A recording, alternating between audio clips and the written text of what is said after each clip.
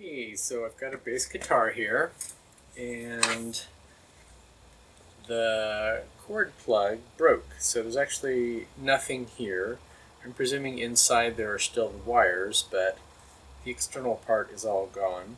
I think my kid's friends may have damaged it at a birthday party. Not totally sure, but so I'm going to try to fix this today, and we'll start by removing the cover plate.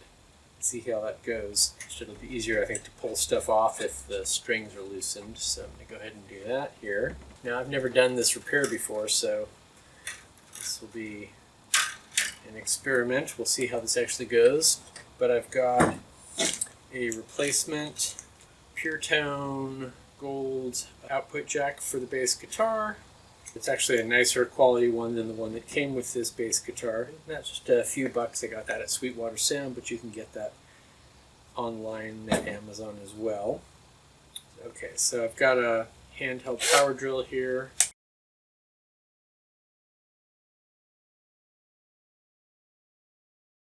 I'm guessing these knobs don't actually need to be removed. It looks like I'm correct. They do not. I don't think that the pickup needs to be removed either. This requires wedging it away from the neck of the bass guitar. There we go. Pull this out. Now you can see what happened. So the top part of this kind of broke off. We're just going to replace that. So if you look at this here, you can see the connector. There's two wires coming out. This green wire splits into a bare wire and a white wire. So those are the things we're going to be replacing. And it does matter which terminal you're connecting to. So typically what you would expect is that the bare wire would be the ground or the outside, and the white wire would be the signal. That'd be the internal part.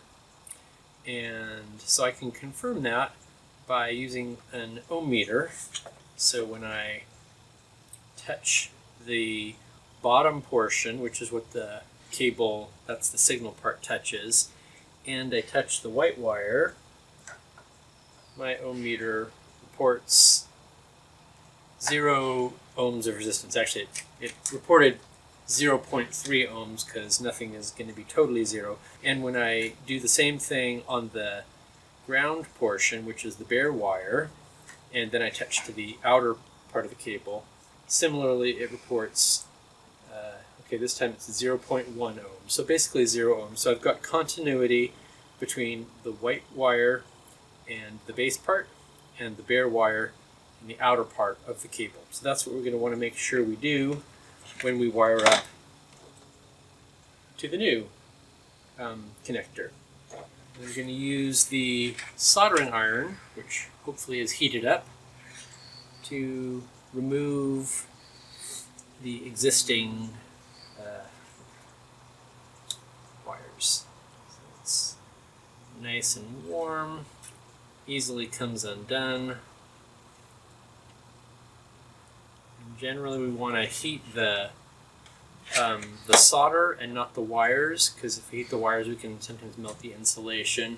So I've now removed the old connector now and get the new connector out. So you can look at this and you can see that the signal portion, the cable goes in here and it pushes against here. I should have a cable out here to show this, but basically when the cord goes in here, it pushes and connects to these two pieces of metal here.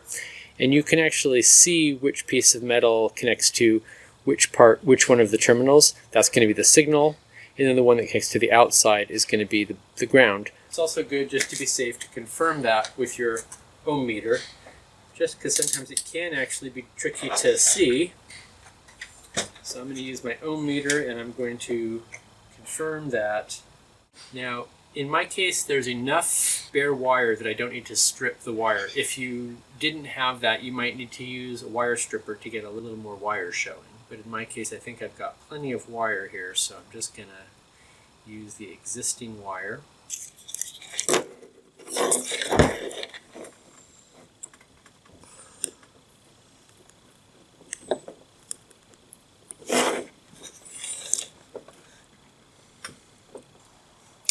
just going to check to make sure it looks really nice and snug. I'm now going to go to the signal terminal.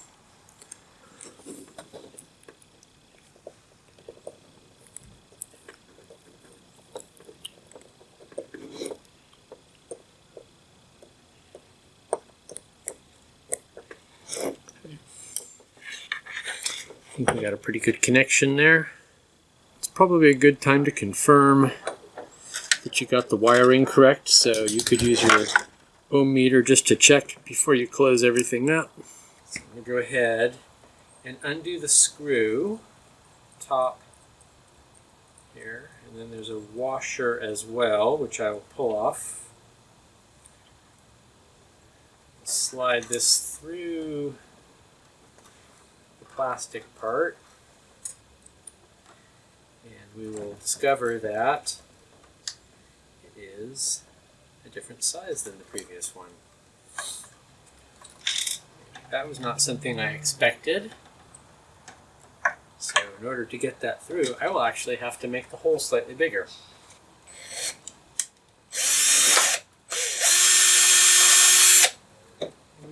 It was just the teensiest bit bigger diameter, but I'm assuming that that will be sufficient, that we can now get our plug through, and now the plug fits through just perfectly. That was a 1/2 inch drill bit.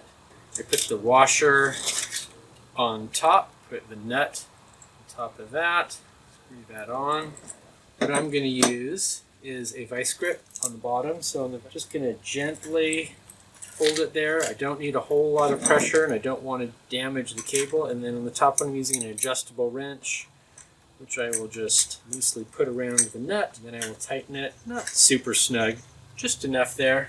Just don't want it coming loose. I'm going to get the wires carefully back in. I don't want to pinch anything. Push the plastic down around the neck again. Now everything's back in place and ready to be screwed up again. But before you screw things up, you want to make sure you didn't screw things up. So this is a good time to check the base again. Plug it in. I'm not going to tune it, but I'm just going to tighten it up just enough so that it's actually making a sound.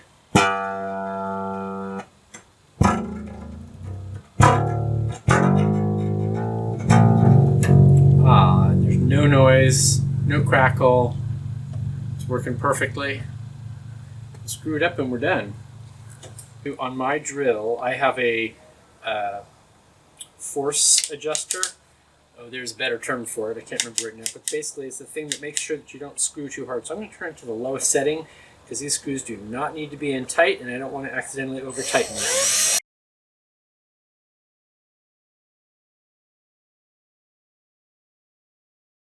And we'll do our last check here. Plug it in one more time.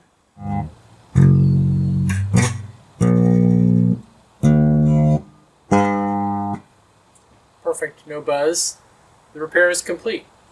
I hope you have success fixing your bass guitar as well. Bye-bye.